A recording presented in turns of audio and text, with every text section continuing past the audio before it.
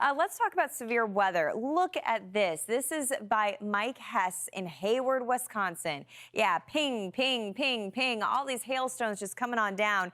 Thankfully, this is small, pea-sized hail, but we have the potential of large hail with some of our severe storms that we are going to be tracking later today. So the focus is really going to be on parts of the upper Midwest. And these are areas that saw the threat of severe weather yesterday, the day before that. We're kind of stuck in our weather pattern for the U.S. for this week, and we don't see much change until we get into the weekend. So again, Minnesota, northern portions of Iowa, the maroon spot for Sioux Falls, also Sioux City. That's the highest potential of severe weather today, but we could see as far north as Duluth and then backing off into the Dakotas. The timing for this is late in the day, so we have to get that daytime heating effect, but along the warm front, we'll see these thunderstorms develop, and this is a look at 6 p.m. So the evening drive home could be rough for a few of you. We're talking heavy rain, the potential of lightning, and also we can't rule out isolated tornadoes. As this complex of storms drifts up towards Duluth, it's going to be a stormy night tonight. So a lot of northern Minnesota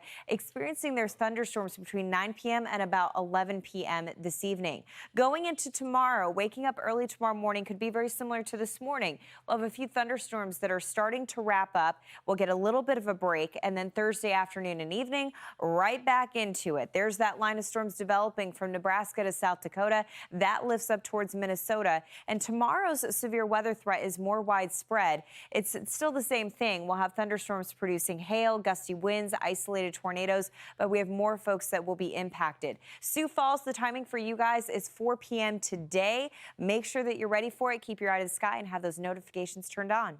I'm Amy Freeze. Welcome to Fox Weather's YouTube page. We have more great videos on the way, so make sure to subscribe to stay updated on all things weather.